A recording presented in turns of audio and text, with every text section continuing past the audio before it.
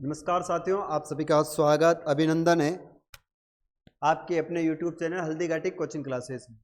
साथियों, हम बहुत ही महत्वपूर्ण MCQs प्रश्न कर रहे हैं। इसमें आज पुणे में आप सबके सामने अपन इतिहास के जो प्रश्न लेकर आया हूं मैं। कल अपन ज्योग्राफी के प्रश्न कर रहे थे, तो एक दिन ज्योग्राफी, एक दिन इतिहास, एक दिन आर्ट कल्चर, इन सब के पैटर्न पर आधारित अपन MCQs प्रश्न करेंगे। तो एक बार जल्दी से क्लास को शेयर कर दीजिए और जल्दी से क्लास के साथ जुड़ जाएं, ताकि बहुत ही महत्वपूर्ण प्रश्न अपन सोल्व कर सके। एक बार अपने ग्रुप में भी शेयर कर दीजिए क्लास को।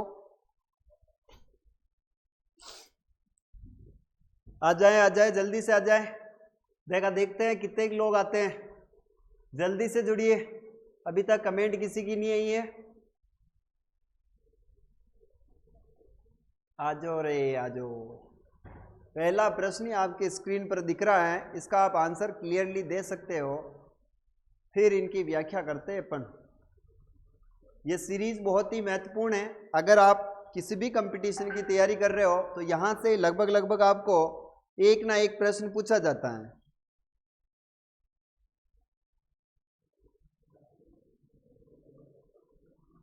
चलिए, सबसे पहला प्रश्न आपकी स्क्रीन पर है कि राजस्थान के इतिहास का पिता किसे कहा जाता है। अब राजस्थान के इतिहास का पिता किसे कहते हैं? सर, ये तो हमें आता है, आपको आता है, लेकिन बताना है कि किसको कहा जाता है। तो जल्दी से आंसर दीजिए। सूर्यमल मिशन, जेम्स टॉड, गौरीशंकर या फिर हेरोडोटस। किसे राजस्थान के इतिहास का जनक कहा जाता है? देखिए, कुछ बातें मैं आपको बता देना चाहता हूं कि हम बात कर रहे हैं राजस्थान के इतिहास की, और राजस्थान इतिहास का जनक किसे कहते हैं? राजस्थान इतिहास का जो जनक कहा जाता है वो जनक कहते हैं कर्नल जेम्स टॉड को। किसको कहा जाता है? Colonel James Tod. Colonel James Tod, और कर्नल जेम्स टॉड ने, याद रखना है, अपने राजस्थान के लिए कुछ शब्दों का भी प्रयोग किया है। इन्होंने, कर्नल जेम्स टॉड ने अपने राजस्थान के लिए राजस्थान, रजवाड़ा, राजस्थान शब्द का प्रयोग किया। इन्होंने राजस्थान के लिए रजवाड़ा, राजस्थान शब्द का प्रयोग किया। रजवाड़ा, राजस्थान और राजस्थान शब्द का क्या किया? प्रयोग किया। और ये तीनों शब्द का प्रयोग इन्होंने कब किया था? तो ये 1829 में किया था। इनके द्वारा एक पुस्तक लिखी गई थी, the annals antiquity of the Rajasthan. ये प्रमुख इनकी पुस्तक लिखी गई है। इनके एक शिष्य थे जिसका नाम था विलियम क्रूक। इनके शिष्य थे। ये राजस्थान के अंदर सर्वप्रथम, याद रखना, 1806 में भांडलगढ़ के अंदर आए थे colonel James Tod. Colonel James Tod का जो जन्म हुआ था वो 20 मार्च 1782 को इनका जन्म हुआ है। राजस्थान में इनकी, याद रखना, 1835 तक ये यहाँ पर रहे। इनके बाद में इनकी मृत्यु हो गई थी 1835 में। 1818 में कर्नल जेम्स टॉड मेवाड़ के पॉलिटिकल एजेंट बनकर आए थे भीम सिंह जी के समय। ये भी अपने को विशेष ध्यान रखना है। इन्होंने एक पुस्तक लिखी, इनके शिष्य द्वारा प्रकाशित हुई 1839 में। उस पुस्तक का नाम है पश्चिमी भारत की यात्रा, the travel in western India. याद रखना है। सूर्यमल मिशन की हम बात करते हैं तो सूर्यमल मिशन को राजस्थान का राज्य कवि कहते हैं। राजस्थान का क्या कहते हैं? इन्हें राज्य कवि के नाम से जानते हैं। राजस्थान का राज्य कवि। राजस्थान का राज्य कवि कौन है आपसे पूछा जाए तो बताला सूर्यमल मिश्रण। इनके द्वारा ग्रंथ लिखे गए हैं, और वो ग्रंथ लिखा है वंश भास्कर और वीर सतसई। वंश भास्कर और वीर सतसई, दो ग्रंथ लिखे इन्होंने, वंश भास्कर और वीर सतसई। बड़े ही इंपॉर्टेंट है। वंश भास्कर के अंदर बूंदी जो रियासत है उसकी जानकारी मिलती है। गौरीशंकर, हीराशंकर ओझा, इन्होंने, याद रखना है कि इतिहास में काफी महत्वपूर्ण स्थान इनका रहा है। और हेरोडोटस की बात करें अपन तो ये क्या हो जाएंगे? ये बताओ मुझे, विश्व के इतिहास का जनक कौन है? बताओ मुझे यहां पर, विश्व के इतिहास का जनक कौन है? इतिहास का जनक, याद रखना है, विश्व के इतिहास का जनक कौन है? इनके बारे में बहुत ही महत्वपूर्ण आप यहां से आंसर भी दे सकते हो, और ये आपके लिए बहुत ही महत्वपूर्ण प्रश्न हो सकता है कि विश्व के अंदर इतिहास का जनक कौन है, तो कौन हो जाएगा आपको बताना है। और राजस्थान का जो इतिहास का जनक है वो कौन है, कर्नल जेम्स टोड। सूर्यमल मिश्र राजस्थान का राज्य कवि कहते हैं। इनका जन्म बूंदी रियासत में हुआ था। इन्होंने वंश भास्कर और वीर सतसई नामक 2 ग्रंथ लिखे हैं। यहां पर जो आंसर हो जाएगा वो राइट आंसर है आपका, क्या हो जाएगा, colonel James Tod. Right answer है कर्नल जेम्स टोड। ठीक है जी। देखो विश्व के इतिहास का जनक है वो है हेरोडोटस। कौन हो जाएगा, हेरोडोट। हिस्टोरिका नामक पुस्तक लिखी थी इन्होंने। पूजा सोमानी जय श्री राम। हाँ, पूजा सोमानी जय श्री राम, तेरा स्वीकार है। ठीक है, आज मानू नहीं आई, यानी मनीषा नहीं आई आज। मनीषा सो गई दिखे आज। चलिए आगे चलते हैं। नेक्स्ट क्वेश्चन है, बूंदी इतिहास का वर्णित है। इतिहास मैंने अभी बताया था आपको, बूंदी का जो इतिहास है वो कहां पर वर्णित है ये आपको बताना है। वीर विनोद के अंदर है, पद्मावत के अंदर है, कन्नड़ प्रबंध के अंदर है, या वंश भास्कर के अंदर है। देखो वीर विनोद नामक जो ग्रंथ लिखा है ये कवि श्यामल दास ने लिखा है। किसने लिखा है, ये लिखा गया कवि श्यामल दास। वीर विनोद नामक ग्रंथ लिखा है कवि श्यामल दास ने। और इन्होंने साहित्य, मेरे हिसाब से आपको पता होगा कि कवि श्यामल दास ने वीर विनोद के अंदर 84 दुर्गों में से 32 दुर्गों का निर्माता किसे बताया था, नहीं सोई सर, तो नजर नहीं आ रही है आज। वीर विनोद, देखो इसके अंदर क्या जानकारी मिलती है। कुंभान राजस्थान में 84 दुर्गों में से, राजस्थान के 84 दुर्गों में से 32 दुर्गों का निर्माण किसने करवाया था, 32 दुर्गों का निर्माण कुंभा ने करवाया, ये जानकारी मिलती है। दुर्गों का निर्माण किसने करवाया, कुंभा ने करवाया। यह जानकारी किसमें मिलती है, तो वीर विनोद के अंदर मिलती है। ये वीर विनोद के अंदर किसके द्वारा लिखा गया है, तो याद रखना ये अपने कवि श्यामल दास के द्वारा लिखा है। कवि श्यामल दास को कवि राजा की उपाधि किसने दी, कवि राजा की उपाधि दी थी महाराजा स्वरूप सिंह। महाराजा स्वरूप सिंह ने इनको क्या दी है, कवि राजा की उपाधि दी थी श्यामल दास जी को। मेवाड़ रियासत में रहा करते थे। पद्मावत की बात करते हैं तो मलिक मोहम्मद जायसी के द्वारा लिखित ग्रंथ है ये। मलिक मोहम्मद जायसी के द्वारा लिखित ग्रंथ है, मोहम्मद जायसी। पद्मावत ग्रंथ मलिक मोहम्मद जायसी के द्वारा लिखित ग्रंथ है। और इसके अंदर याद रखना पद्मिनी की जानकारी मिलती है, पद्मिनी और रतन सिंह के जौहर की जानकारी। कान्नड़ देव प्रबंध, याद रखना ये कान्नड़ देव प्रबंध पद्मनाथ के द्वारा लिखा है, पद्मनाथ के द्वारा लिखा गया है। और इसमें कान्नड़ देव के बारे में जानकारी दी गई है। वंश भास्कर ये आपके सूर्यमल मिशन के द्वारा लिखा गया है, सूर्यमल मिशन के द्वारा लिखा गया है। और इसके अंदर आपको पता होगा वंश भास्कर और वीर सतसई के अंदर बूंदी के इतिहास का जानकारी मिलती है। कुंभा ने किया ये इसके अंदर जानकारी, सही बात है। तो यहां पर बूंदी के इतिहास की जानकारी किसमें मिलती है, तो वो वंश भास्कर में मिलती है, याद रखना है। किसमें मिलेगी, वंश भास्कर के अंदर जानकारी मिलती है। सॉरी दूसरा है अपना, यहाँ चौथा ऑप्शन राइट है, वंश भास्कर, याद रखना है। वंश भास्कर के अंदर मनीषा उठ गई, दिखे मनीषा उठ गई है, जय श्री सांवलिया सेठ। तो मनीषा सांवलिया सेठ की जय। कभी तेरा ही इंतजार हो रहा है, मैंने कहा मनीषा का कोई मैसेज नहीं आया है अभी तक। ठीक है, चलिए नेक्स्ट क्वेश्चन है आप सभी के सामने। किस शिलालेख में मेवाड़ के इतिहास का वर्णन है, किस शिलालेख में मेवाड़ के इतिहास का उल्लेख किया गया है, इनके बारे में आपको प्रश्न बताना है, मतलब आंसर बताना है। प्रश्न तो मैं बता रहा हूं आपको। क्या चिरवे का शिलालेख, राज प्रशस्ति, अचलेश्वर शिलालेख या उपयुक्त सभी। यहां पर थोड़ा सा मैं राज प्रशस्ति को डिफेंड करना चाहूंगा। हम चर्चा कर रहे हैं राज प्रशस्ति, आप इसका आंसर दीजिएगा।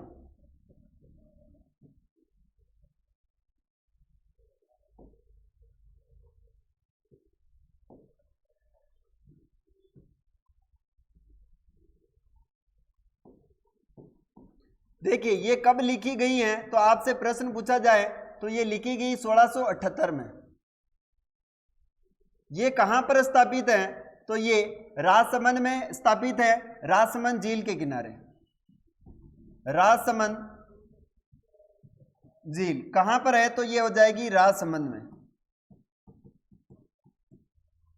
यहां पर याद रखना है कि ये भाषा कौन सी है, तो ये संस्कृत भाषा में लिखी गई प्रशस्ति है, भाषा हो जाएगी संस्कृत। इसके लेखक कौन है, तो लेखक हो जाएंगे रणछोड़ दास भट्ट तेलंग, रणछोड़ दास भट्ट तेलंग, भट्ट तेलंग। अच्छा बताएं मुझे ये कितनी शिलाओं पर लिखा हुआ है, शिलाएं कितनी हैं, कितनी शिलाएं हैं ये बताना, और कौन सी चौकी पर लिखी हुई है, चौकी कौन सी और शिलाएं कितनी है, शिलाएं कितनी और चौकी कौन सी है ये भी बताओ। राज प्रशस्ति रणछोड़ दास भट्ट तेलंग जी, रणछोड़ दास भट्ट तेलंग 1917 पद्य।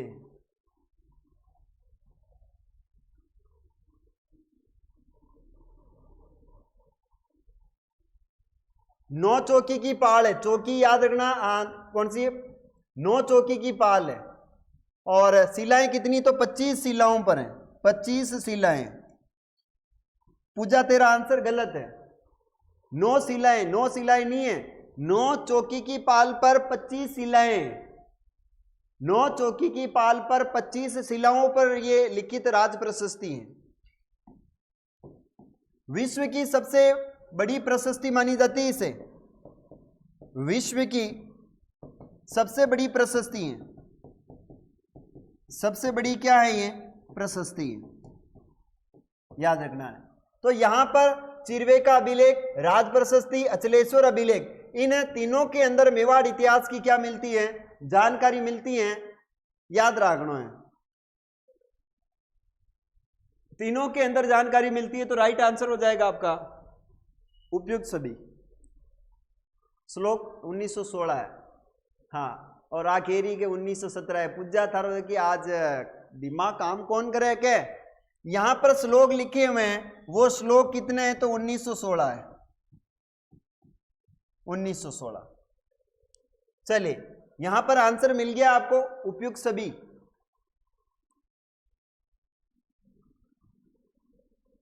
यशराज सिंह सांकला, यशराज आपका स्वागत है। चलिए नेक्स्ट प्रश्न है, महाभारत काल के अवशेष कहां से मिले हैं, महाभारत काल के अवशेष कहां से मिले ये बताएं मुझे। महाभारत काल के अवशेष नलियासर में, माउंट आबू में, बेराट में या श्री गंगानगर में। तो यहां पर मैं थोड़ी सी आपको श्री गंगानगर के बारे में जानकारी दूंगा, तब तक आप इस प्रश्न का आंसर दीजिए। श्री गंगानगर, देखिए यहां पर एक स्थान हुआ करता था रामगढ़, और रामगढ़ का नाम बदलकर इसे क्या रखा गया, 1805 याद रखना 1927 में इसका नाम श्री गंगानगर रखा है। क्या रखा है, श्री गंगानगर। ये जो है कृषि के औजारों के लिए प्रसिद्ध है, ये भी याद रखना है, कृषि के औजारों के लिए प्रसिद्ध है, औजारों के लिए प्रसिद्ध है। ये जो है किन्नू और माल्टा का सर्वाधिक उत्पादन करता है, किन्नू व माल्टा का क्या करता है, सर्वाधिक उत्पादन करता है। यहां पर सर्वाधिक चावल होते हैं, सर्वाधिक गेहूं होते हैं, और सर्वाधिक यहां पर कपास होती है। और माउंट आबू की बात करें तो यहां पर नक्की झील स्थित है, क्या हो जाएगी, नक्की झील है। राजस्थान की सबसे गहरी, राजस्थान की सबसे ऊंची और राजस्थान की क्रेटर झील है, क्या हो जाएगी, क्रेटर झील है। राजस्थान की सबसे ऊंची सबसे गहरी क्रेटर झील है। बेराट की हम बात करें वह नौहा, तो ये राइट आंसर हो जाएगा। महाभारत काल में अवशेष कहाँ के मिले, तो महाभारत काल के अवशेष बेराट में मिले, वह 9 के अंदर मिले। ये बेराट कहाँ पर है वर्तमान में, तो ये कोटपूतली में है। कहाँ पर है, कोटपूतली बहरोड में है, नया जिला है कोटपूतली बहरोड के अंदर है, याद रखना। नदी कौन सी हो जाएगी, तो नदी बाण गंगा नदी है। कौन सी नदी है, बेराट सभ्यता बाण गंगा नदी है। यहां से एक शिलालेख मिला जिसका नाम है बाबरू का शिलालेख। कौन सा मिला है, बाबरू का शिलालेख मिला है, जो कि मौर्य वंश के बारे में जानकारी देता है। ये बाबरू का शिलालेख अशोक का एक लघु शिलालेख है, जो कि शिलालेखों में सबसे बड़ा शिलालेख माना जाता है। ठीक है जी। और यहां पर श्री गंगानगर में एक सभ्यता है, इस सभ्यता का नाम हो जाएगा आपका कालीबंगा सभ्यता। कालीबंगा सभ्यता, इस कालीबंगा सभ्यता का जो उत्खनन किया है वो अमलानंद घोष ने किया है। और ये किस नदी के किनारे, तो घग्गर नदी के किनारे है, याद रखना है। और किस बेसिन में आता है जिला, तो योधे प्रदेश और आपका घग्गर बेसिन के अंदर शामिल है। अनका कटोरा श्री गंगानगर को कहते हैं, बिल्कुल पूजा, अनका कटोरा भी श्री गंगानगर को कहा जाता है। ठीक है जी। नेक्स्ट, इसके बाद आगे चलते हैं। एक बार क्लास को शेयर करें ग्रुप में। मौर्य काल के अवशेष राजस्थान में कहां मिले? मौर्य काल के अवशेष राजस्थान में कहां से मिले हैं? जालोर के भीनमाल में, बेराट एवं कंसवा शिलालेख में, नलियासर में या नौह में? तो यहां से वापस एक प्रश्न आया है आपका, कहां से मिले हैं? सॉरी, हाँ सही बताया आपने। कालीबंगा कहां पर है? तो हनुमानगढ़ में। जल्दबाजी में हो गया है। कालीबंगा जो है कहां पर है? तो कालीबंगा हनुमानगढ़ में। मैं घग्गर नदी को पढ़ा रहा हूं तो इसलिए श्री गंगानगर कर दिया होगा। इस कालीबंगा का मतलब होता है काली चूड़ियां। क्या होता है? काली चूड़ियां। जल्दबाजी में हो जाता है, इतना लोड नहीं लेना है। काली चूड़ियां गंगा अपने हनुमानगढ़ में और घग्गर नदी के किनारे ही। कालीबंगा, पीलीबंगा, रंगमहल, ये सारी हनुमानगढ़ में। सॉरी टू से, है ना, आई एम सॉरी। हो जाती है गलतियां, छोटी छोटी गलतियां बड़े लोगों से हो जाती हैं, है ना, इतना लोड न लेना है। आगे चलते हैं।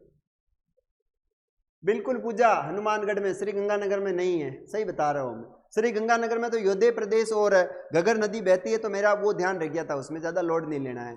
सुबह का बुला शाम को घर लौट आए तो उसे बुला नहीं कहते हैं। जालोर के जिले में नहीं है, ये याद रखना। बेराट एवं कंसवा, कंसवा का अभिलेख कोटा में है। कहां पर है? कंसवा का अभिलेख कोटा के अंदर है। और बेराट कहां पर है? तो बेराट कोटबूतली में है। कहां पर है? कोटबूतली बहरोड में, याद रखना है। फिर बात करते हैं नौ सभ्यता कहां पर है? तो ये भरतपुर के अंदर है। नौ सभ्यता कहां है? तो भरतपुर के अंदर है। नलियासर, ये कमेंट करके बताना है नलियासर कहां है। यहां पर राइट आंसर हो जाएगा बेराट। अच्छा, भीनमाल के बारे में आया, तो भीनमाल का प्राचीन नाम क्या है? बताओ मुझे, प्राचीन नाम क्या है भीनमाल का? इसका प्राचीन नाम मिलता है श्रीमाल। क्या मिलता है? श्रीमाल। भीनमाल का प्राचीन नाम मिलता है श्रीमाल।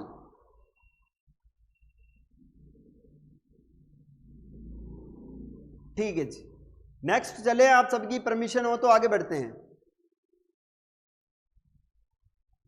सिंधु घाटी के प्राग ऐतिहासिक काल के समकालीन किस क्षेत्र से मौर्यकालीन अवशेषों के अलावा मध्यकालीन अवशेष के भी प्रमाण मिले हैं, ये बताना है आपको। और यहां पर मैं कुछ सभ्यताएं लिखूंगा और कुछ नदियां लिखूंगा, उसके बारे में आपको बताना है। ये प्रश्न का आंसर देना है, सिंधु घाटी के प्राग ऐतिहासिक काल के समकालीन किस क्षेत्र से मौर्यकालीन अवशेषों के अलावा मध्यकालीन अवशेष भी मिले हैं? नौह सभ्यता, सुनारी सभ्यता, बेराट सभ्यता या बीर सबड़ियां कहां से मिले? हाँ, मनीषा गेरी श्रीमाल कहते हैं जी, बिल्कुल श्रीमाल कहा जाता है। देखो यहां पर मैं लिख रहा हूं सभ्यताएं और एक तरफ लिख रहा हूं नदियां। आपको बतानी है सभ्यताएं और एक तरफ है नदियां। पहली सभ्यता है जिसका नाम है नौह सभ्यता, नदी कौन सी है? दूसरी सभ्यता है जिसका नाम है बागोर सभ्यता, नदी कौन सी है? तीसरी सभ्यता है गिलुंड सभ्यता, नदी कौन सी है?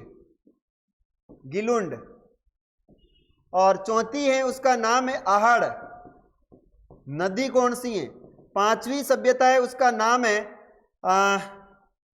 गिलुंड के बाद हो जाएगी आपकी नगरी, नगरी सभ्यता, नदी कौन सी है? सुनारी सभ्यता, नदी कौन सी है? सुनारी। सातवें नंबर पर हो जाएगी आपकी वो है घेणेश्वर सभ्यता, और नदी कौन सी है? ये सारी नदियां बतानी है आपको। नौह सभ्यता किस नदी में, किस नदी के किनारे नौह सभ्यता?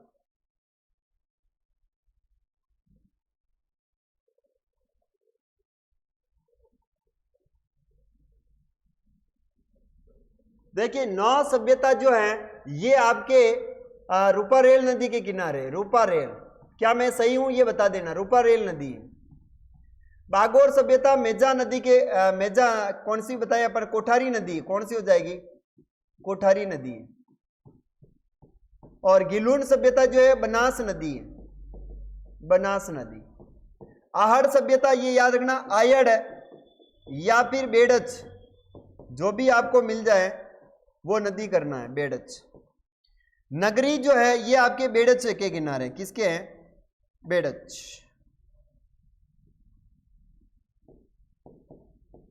बेड़च के किनारे। और सुनारी सभ्यता जो है ये किसके, तो ये कांतली नदी के किनारे है, कांतली नदी। और गणेश्वर किसके हैं, तो ये भी कांतली नदी है। ठीक है जी, नगरी सभ्यता बेड़च नदी, नौ सभ्यता, अच्छा हाँ नौ सभ्यता कांतली, सही बात क्यों नहीं, नौ सुनारी सभ्यता झुंझुनू, नौ कांतली कैसे हो जाएगी मनीषा, नौ कह रही कि नौ सभ्यता जो कांतली, कांतली कैसे हो जाएगी, ना ना ना ना, कांतली तो हो ही नहीं सकती, नौ तो भरतपुर के अंदर है, और भरतपुर में जो नदी जाती है वो रूपारेल जाती है। मनीषा तू गलत है।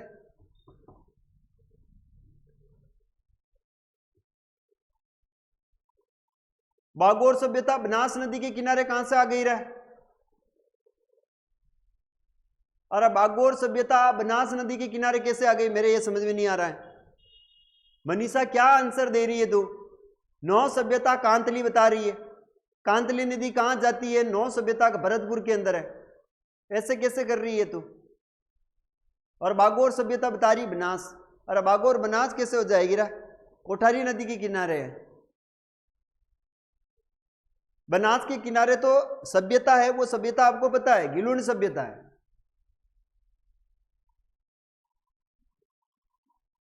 गणेश्वर कांतली है।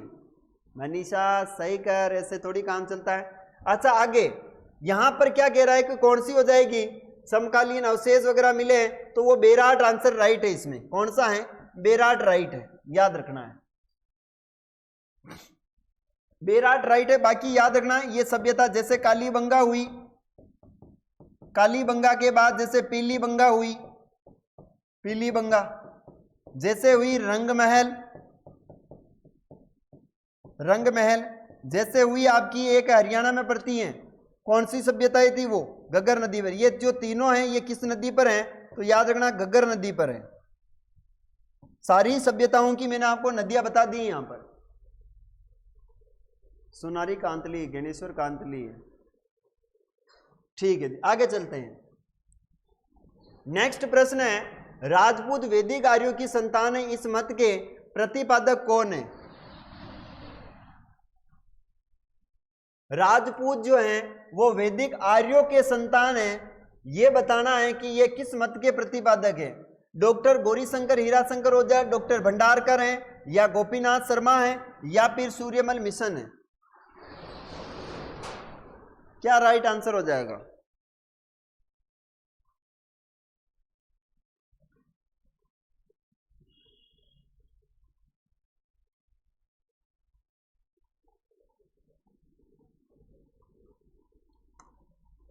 सॉरी सर वे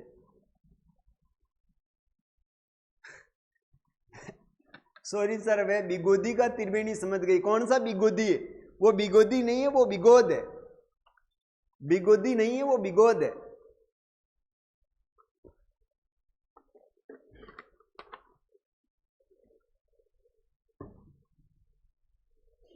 चलिए इसमें राइट आंसर हो जाएगा गौरीशंकर हीराशंकर ओझा है, गोपीनाथ शर्मा और सूर्यमल मिशन। आगे चलते हैं।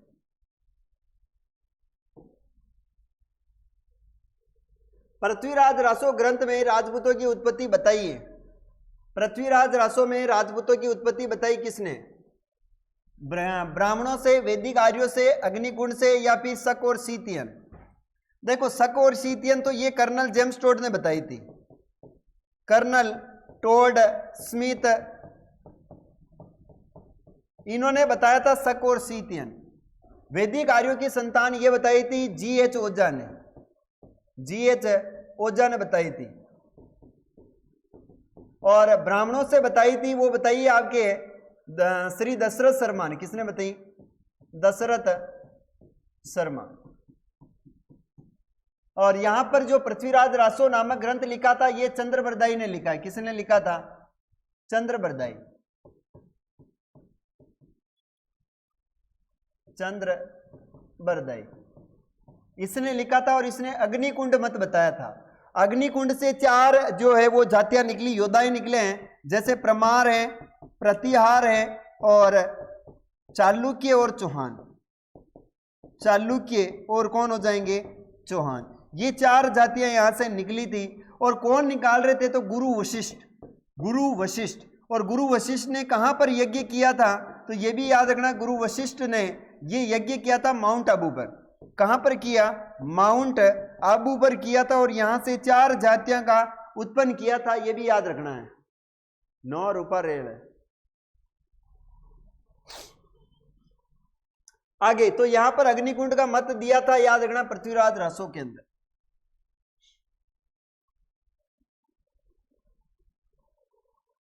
अग्निकुंड, मनीषा कह रही अग्निकुंड, ठीक है जी, अग्निकुंड है। चलिए आगे चलते हैं। कर्नल जेम्स टोड राजपूतों की उत्पत्ति मानते हैं। अरे बाड़ू में बता घटे होता है। कर्नल जेम्स टोड राजपूतों की उत्पत्ति मानते हैं, इसके बारे में बताएं मुझे। कर्नल जेम्स टोड राजपूतों की उत्पत्ति कहां से मानते हैं?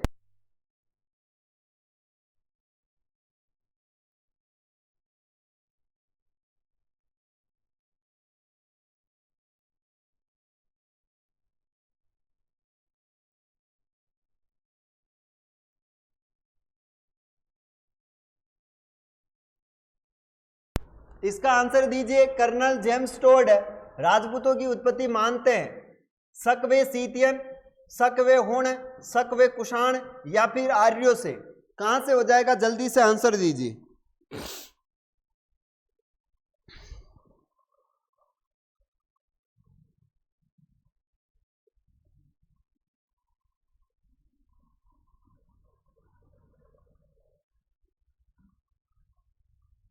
आर्यों से।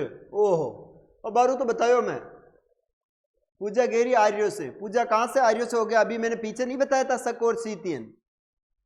ए छरी, कर्नल जेम्स टोड चौहानों को कहां से आर्य बताने लगे? इन्होंने तो विदेशी बताया था ना, शक और सीतियन। याद रखना, कर्नल टोड ने शक और सीतियन यानी विदेशी मत के समर्थक थे। विदेशी मत। कैसे कैसे बच्चे हैं यहां पर, ए राइट है, याद रखना। अच्छा, ब्राह्मणों को इन राजपूतों को वस्त्र गोत्रीय ब्राह्मण किसने बताया था? चौहानों को वस्त्र गोत्रीय ब्राह्मण किसने बताया था?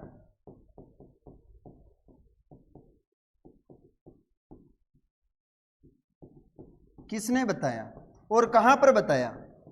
तो ये याद रखना, डॉक्टर दशरथ शर्मा ने बताया था।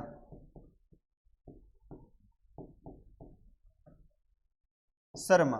कहां पर बताया? तो बिजोलिया शिलालेख में बताया था। कहां पर बताया है? तो बिजोलिया शिलालेख। बिजोलिया शिलालेख के अंदर इनको वस्त्र गोत्र क्या बताया गया था? दशरथ शर्मा ने ब्राह्मण बताया था।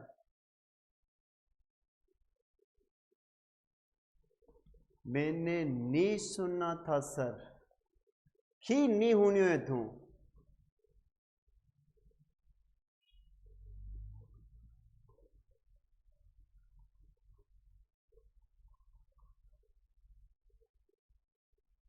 तू मनी क्या बोले पूजा, खी न होने है तू, यूं बता तो मैंने सुन लिया करो अच्छी प्रकार से, भली बाती समझ लिया करो उसको। चलिए नेक्स्ट क्वेश्चन आगे। अच्छा, अब तो किलो और दुर्गों से आ गया क्वेश्चन। सोनारगढ़ किस श्रेणी का दुर्ग है? आपको बताना है कि सोनारगढ़ जो दुर्ग है वो किस श्रेणी का है। गिरी दुर्ग में है या धानवन दुर्ग है, पारिक दुर्ग है या फिर स्थल दुर्ग है? बताओ मुझे।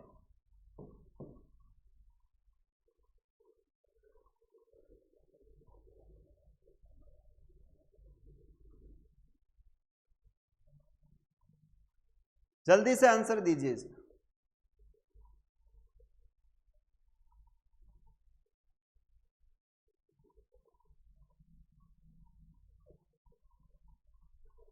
ख ख ख ख सोनारगढ़ दुर्ग।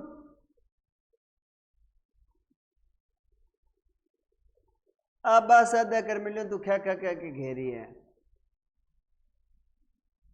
देखो गिरी दुर्ग जो है वो पहाड़ियों से गिरे हुए होते हैं, उन्हें अपन गिरी दुर्ग कहते हैं, पहाड़ियों से गिरे हुए हो, पहाड़ियों से। धानबन दुर्ग यानी मरुस्थल से गिरे हुए हो, मरुस्थलीय भाग से, रेतीले, है ना। और पारी का मतलब होता है चारों ओर खाई हो, चारों ओर क्या हो, खाई हो। और स्थल दुर्ग जमीन पर हो। यहां पर आंसर हो जाएगा वो है धानबन दुर्ग। अच्छा ये बताओ मुझे, राजस्थान में सर्वाधिक बुर्जों वाला दुर्ग कौन सा है? सर्वाधिक बुर्जों वाला दुर्ग,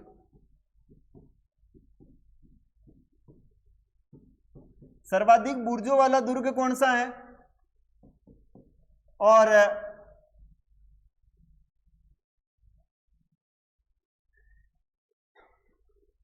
रेगिस्तान में तैरता हुआ जहाज के समान, रेगिस्तान में तैरता हुआ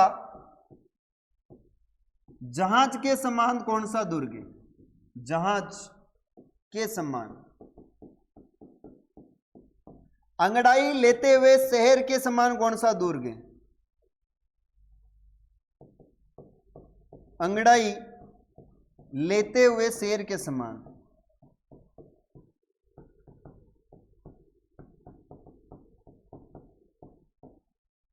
ढाई साकों के लिए कौन सा दुर्ग प्रसिद्ध है? 2 सही 1/2। ढाई साकों के लिए कौन सा दुर्ग प्रसिद्ध है? साकों के लिए कौन सा दुर्ग प्रसिद्ध है? सोनार फिल्म किसने बनाई थी ये भी बताना है। सोनार फिल्म किसने बनाई ये भी बताना है।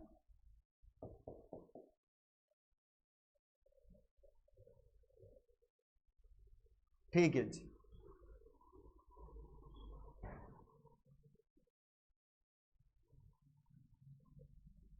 देखो सर्वाधिक बुर्ग किसमें है तो जैसलमेर में। किसमें है? जैसलमेर दुर्ग में, सोनार दुर्ग में, याद रखना।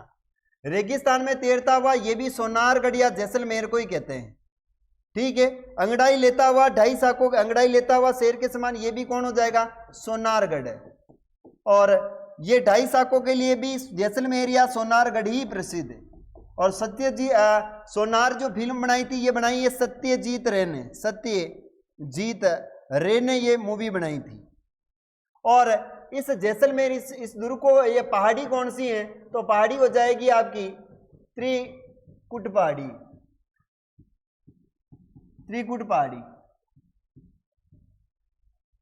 इतने सारे प्रश्न मैंने आपको दिए। सत्यजीत रे सही है, सत्यजीत रे।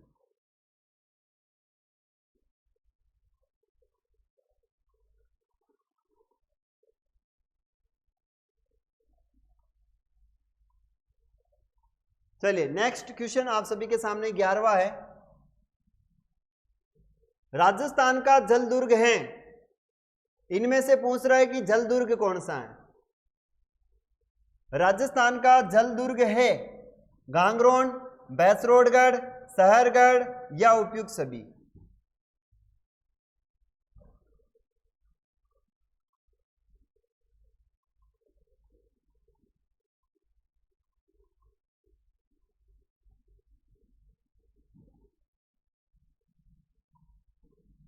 यहां से कुछ क्वेश्चंस मैं आपको और दे देता हूं, इसका आंसर देना आप।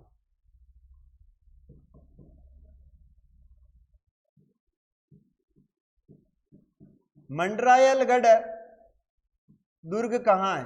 मंडरायलगढ़ दुर्ग कहां है? वेर का किला कहां है? वेर का किला। सहाड़ा दुर्ग कहां है?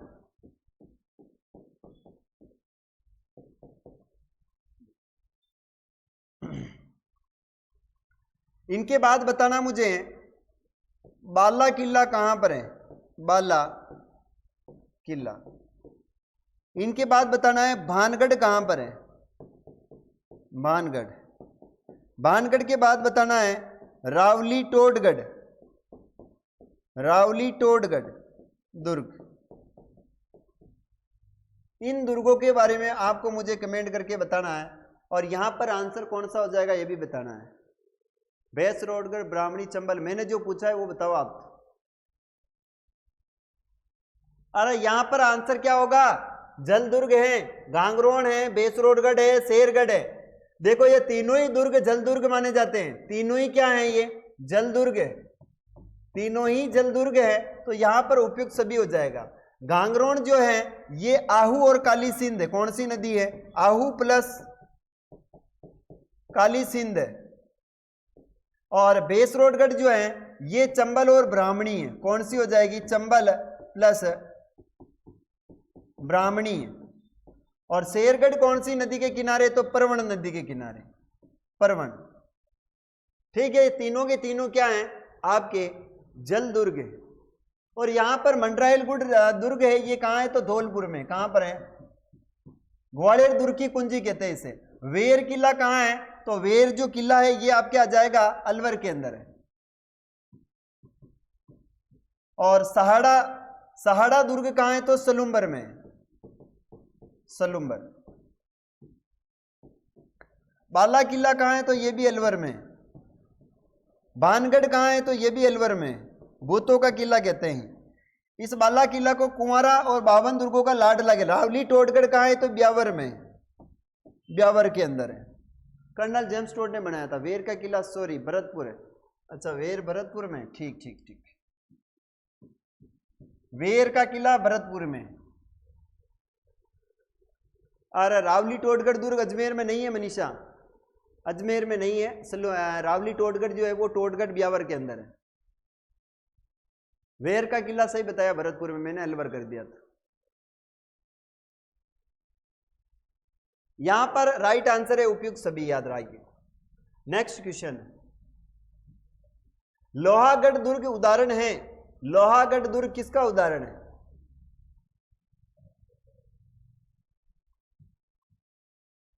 पारिक दुर्ग है, गिरी दुर्ग है, धानबंद दुर्ग है या स्थल दुर्ग है?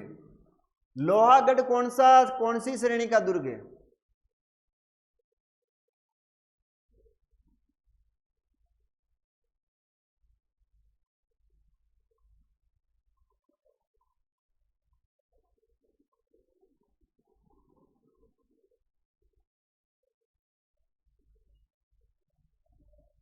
पूजा गिरी पारिक दुर्ग। जी बिल्कुल, कौन सा हो जाएगा? पारिक दुर्ग। गिरी दुर्ग के अंदर तो पहाड़ियों से गिरे हुए, धानवन का मतलब मरुस्थल है और स्थल का मतलब स्थल होता है, याद रखिए। अच्छा ये बताओ मुझे, लोहागढ़ दुर्ग का निर्माण किसने करवाया? दुर्ग का निर्माता कौन है? निर्माता। राजस्थान का सबसे प्राचीनतम दुर्ग कौन सा है? राजस्थान का सबसे प्राचीनतम दुर्ग,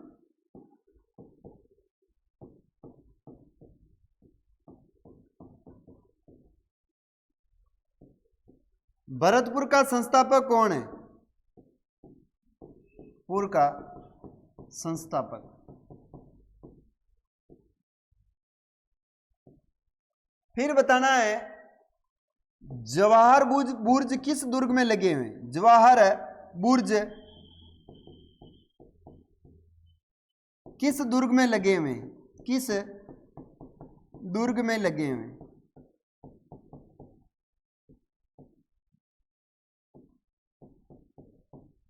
और अष्ट धातु किवाड़ कहां लगे हुए? अष्ट धातु किवाड़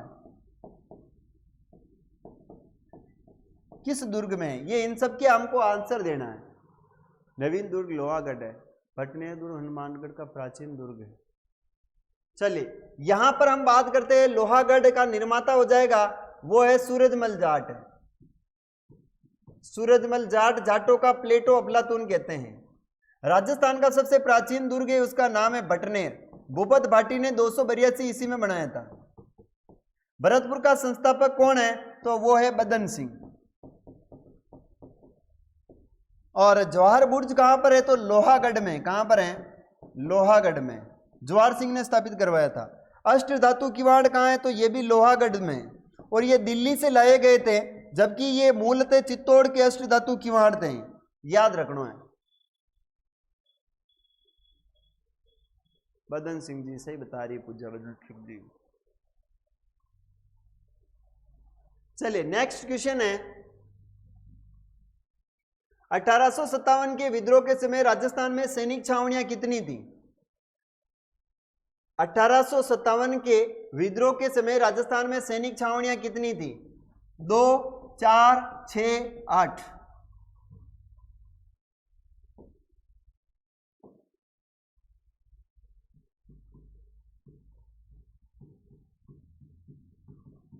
कौन सी सैनिक छावनी में विद्रोह नहीं हुआ? कौन सी सैनिक छावनी में विद्रोह नहीं हुआ?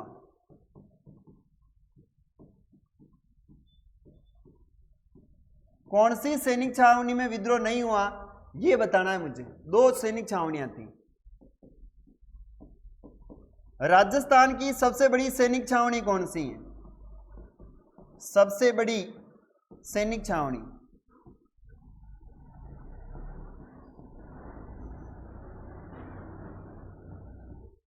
कौन सी है?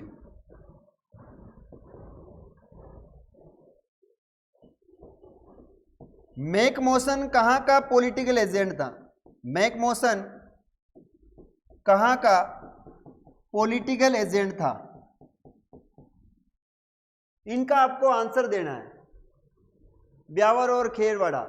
राइट तो आंसर है। यहां पर 6 सैनिक छावनियां थी। कौन सी सैनिक छावनी में विद्रोह नहीं हुआ? तो वो है ब्यावर और खेरवाड़ा। ब्यावर और खेरवाड़ा। यहां पर आगे प्रश्न दिया था मैंने, राजस्थान की सबसे बड़ी सैनिक छावनी है वो है नसीराबाद। और मैकमोहन कहां का पीए था? तो ये जोधपुर का था, यानी मारवाड़ का था। कहां का था ये? मारवाड़ का पॉलिटिकल एजेंट था मैकमोहन। इसकी गर्दन काट कर लटका दिया गया था, मारवाड़। अच्छा ये बताओ मुझे, ठाकुर कुशाल सिंह की कुलदेवी कौन है? ठाकुर कुशाल सिंह की कुलदेवी कौन है? कुशाल सिंह है चंपावत की कुलदेवी।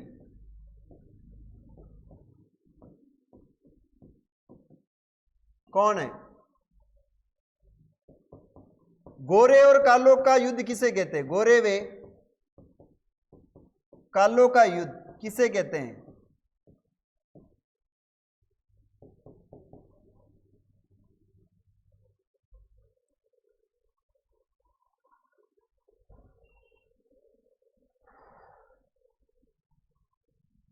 सुगाली माता।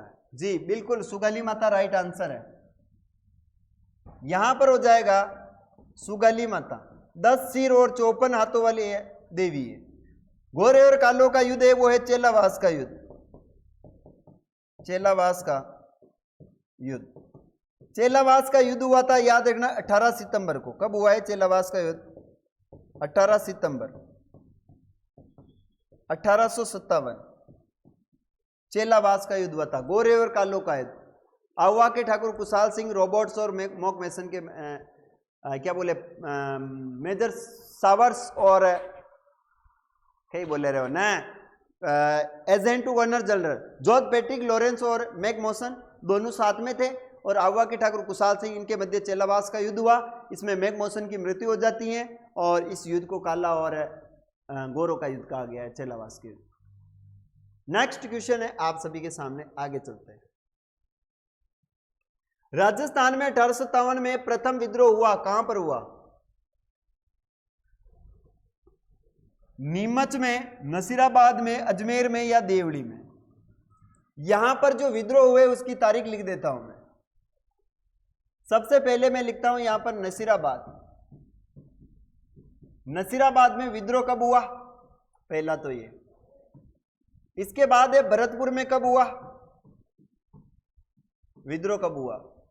नीमच में विद्रोह कब हुआ? टोंक, देवली में कब विद्रोह हुआ? देवली।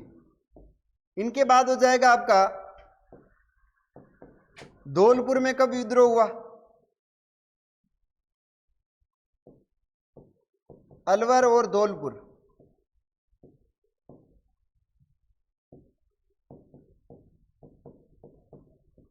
और फिर हो जाएगा आपका वो है एरिनपुरा। एरिनपुरा में विद्रोह कब हुआ? कोटा में विद्रोह कब हुआ? इनके बारे में तो यहां से याद रखना है, नसीराबाद में जो विद्रोह हुआ था वो हुआ है तारीख 28 मई 1857। भरतपुर में हुआ था 31 मई को 1857 को। नीमच में हुआ था 3 जून को 1857। देवली में हुआ था 5 जून 1857 को। अलवर में हुआ था 11 जुलाई 5 जून।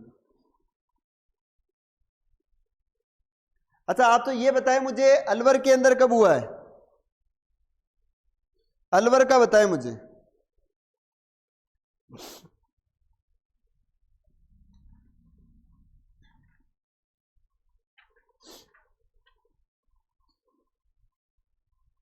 अलवर में हुआ है 11 जुलाई।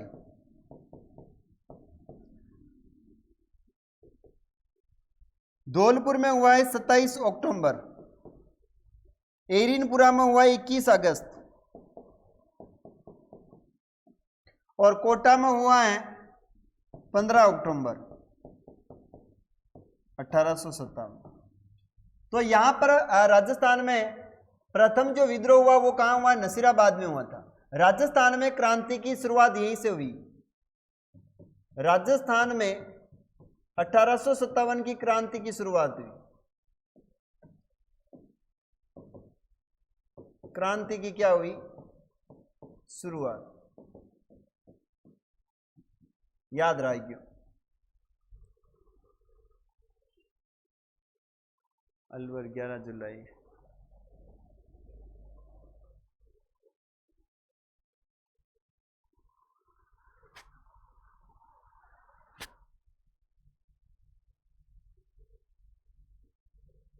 नेक्स्ट क्वेश्चन है आगे। 1857 में कोटा का विद्रोह का नेता कौन था? कोटा का ये बताना है। कोटा का नेता कौन था? मंगल पांडे, अली बेग, मेहराब खां या मीर आलम खां? कौन था?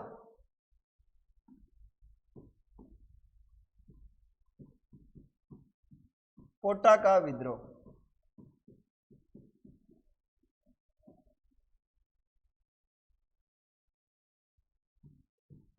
यहां पर जो शासक था उसका नाम है राम सिंह सेकंड। कोटा का शासक था उसका नाम है राम सिंह सेकंड। यहां पर पॉलिटिकल एजेंट था उसका नाम था मेजर बटन। इनके 2 पुत्र थे, इसका एक का नाम था फ्रैंक और वे ऑथर। यहां पर अंग्रेज अधिकारी थे, उनका नाम है, अंग्रेज थे सेविड कोटम, सेविड कोटम, और एक था डॉक्टर सेडलर। यहां पर क्रांतिकारी थे, उनका नाम है मेहराब खां और जयदयाल। जयदयाल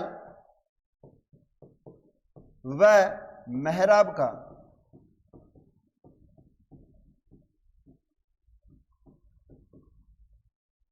ये राजस्थान का सबसे बड़ा जन विद्रोह था। राजस्थान का सबसे बड़ा जन विद्रोह था। क्या था? राजस्थान का सबसे बड़ा जन विद्रोह था। क्रांतिकारियों जयदयाल मेहराब खां ने मेजर बटन का सिर काटकर और इनके पुत्रों को मारकर मेजर बटन का सिर पूरे किले कोटा के अंदर घुमाया। सेविड कोटम और सेडलर की भी इन्होंने हत्या कर दी और राम सिंह जी को 6 महीने तक इन्होंने बंदी बनाकर रखा। उनके बाद में एक तारीख आती है जिसका नाम है 30 मार्च। 30 मार्च 1858। इस समय कौन आता है? तो इस समय एक व्यक्ति आया था और उस व्यक्ति का नाम था रोबोट्स।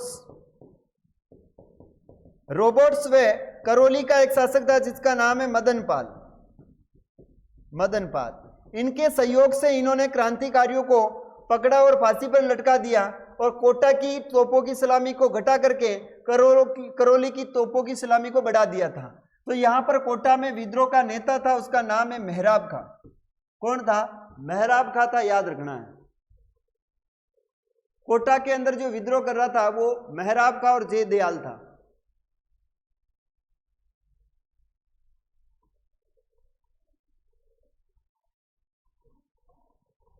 चलिए आगे चलते हैं। अच्छा, राजस्थान का मंगल पांडे किसे कहते हैं?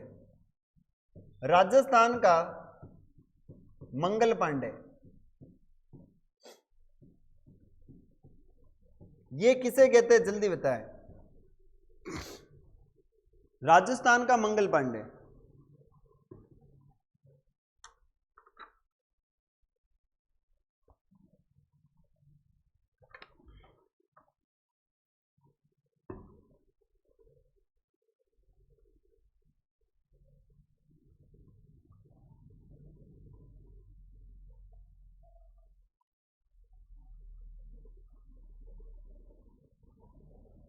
अमरचंद भाटिया। अमरचंद भाटिया, अमर सिंह भाटिया। चलिए, किसको कहते हैं? तो अमरचंद भाटिया। ठीक है सर। Next question. अभी अपन लास्ट प्रश्न करेंगे 16, बाकी के अपन कल करेंगे। लास्ट प्रश्न है 1916 में किसके आग्रह पर विजय सिंह प्रतीक भूप सिंह बिजोलिया किसान आंदोलन से जुड़े हैं? साधु सीताराम दास, फतेहकरण चारण, ब्रह्मदेव या ठाकरी पटेल? किसके कहने से जुड़े हैं? तो मैं आपको बता देना चाहता हूं कि जो किसान आंदोलन हुआ है बिजोलिया, बिजोलिया किसान आंदोलन के कारण क्या है? बिजोलिया किसान आंदोलन,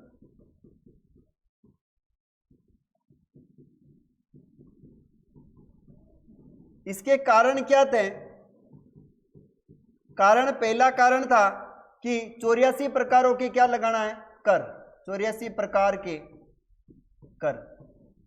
दूसरा था लाग और बाग कर। कौन सा कर है? लाग बाग कर। तीसरा कारण था चौरी कर, छोरी के विवाह पर लिया जाने वाला कर है। चौथा कर था तलवार बंदाई कर। बाकी और सारे जैसे खूट कर हैं, बहुत सारे थे इसमें। अच्छा, यहां पर जो बात कर रहे अपन है, बिजोलिया किसान आंदोलन का संस्थापक कौन है?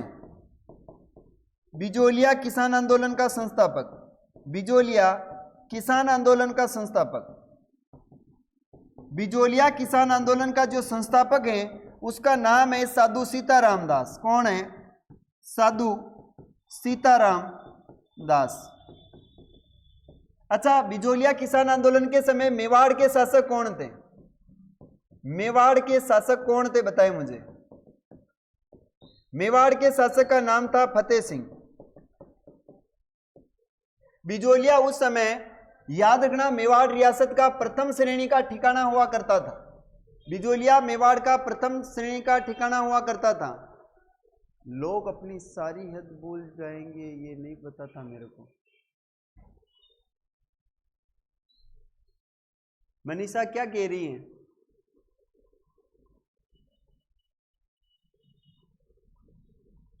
मनीषा क्या कहना चाह रही है? कि लोग अपनी सारी हद भूल जाएंगे, ये नहीं पता था मेरे को।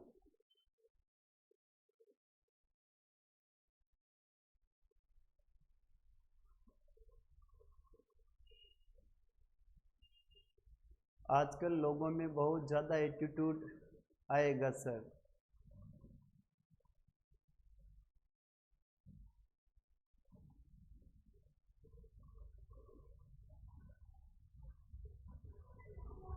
क्या हो गया मनीषा? लोगों के ऊपर अगर हम ध्यान देंगे तो हमारा काम तो प्रभावित हो जाएगा ना। तो लोगों के ऊपर ध्यान नहीं देना है। जिंदगी में एक बात हमेशा याद रखना, जिस व्यक्ति को जो कर गुजरना होता है वो व्यक्ति करता और गुजरता जरूर है, लेकिन उसके करने से किसी इंसान के ऊपर बैड इफेक्ट पड़ जाए इसका कहीं कोई लिंक नहीं है। जो करेगा उसको नतीजा उसका भुगतना पड़ेगा। और निश्चिंत रहिए, आप किसी भी नेगेटिव एक्टिविटी के साथ अगर कोई बंदा कर रहा है तो उसे खुली छूट है, वो कर लीजिए, कोई दिक्कत नहीं है, खुले आम करें।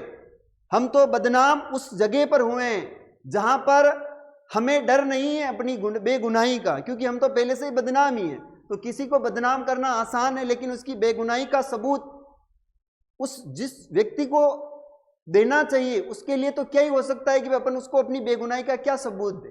तो दुनिया को अपनी सेटिस्फाई नहीं कर सकते अपन। किसी भी व्यक्ति को अपना 100% देने के बाद जब वो व्यक्ति इस प्रकार की हरकत करता है तो उसके लक्षण ही ऐसे ही ये मान के चलो, है ना। तो जब कुत्ता, आपको पता होगा, जब कुत्ते के अंदर जहरीले तत्व आ जाते हैं तो उससे हमें दूर रहना चाहिए, क्योंकि वो कुत्ता है, उसकी फितरत होती है काटने की। अपन कितना ही उसके लिए अच्छा कर ले, कितना ही अच्छा भोजन दे दें, लेकिन कुत्ता अपनी कभी जात नहीं बदलता है। ये बात हमेशा ध्यान रखनी है। तो ये छोटी मोटी बातों पर अपने को ज्यादा लोड लेने की कोई आवश्यकता नहीं है। लोग हैं, उनका परम कर्तव्य है, वो अपना कर्तव्य पूरा करेंगे, हमारा जो कर्तव्य है वो हम पूरा करेंगे। और जब हमारे सामने ऐसी कोई बात आएगी तो उसका पुनः अपन पुरजोर से उसका विरोध करेंगे और उसका जहां पर हमें सबक दे सकेंगे वहां पर उनको सबक भी सिखाएंगे। तो you don't worry, absolutely you don't worry, चिंता नहीं करनी है, लोगों के ऊपर ध्यान नहीं देना है। बाढ़ में जाए जनता और अपना काम बनता। ठीक है मनीषा, तो अभी के लिए अपन इतना ही, बाकी नेगेटिव चीजों के ऊपर ध्यान नहीं देना है। और मुझे झुकाने वाले तो इस दुनिया में अभी तक पैदा हुए नहीं है ना, कोई टेंशन नहीं।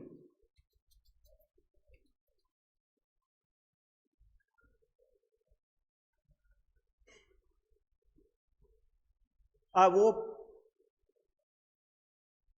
देखते हैं।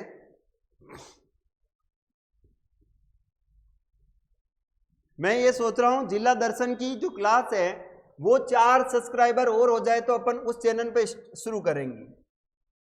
जिला दर्शन जो है वो अपन उस चैनल पे शुरू करेंगे, उस पर Haldi Ghati coaching classes part 2 का अपना चैनल है, उसके ऊपर शुरू करेंगे हल्दी घाटी कोचिंग क्लासेस। ये जो अपना सेकंड चैनल है 0.2, इसके ऊपर अपन शुरू करेंगे। मात्र 4 सब्सक्राइबर चाहिए इस पर, है ना। इस चैनल के ऊपर आपको ही पता है नए व्यूवर्स जो है वो आ नहीं रहे हैं, और अपन कितनी भी मेहनत करें तो भी बेकार है वो।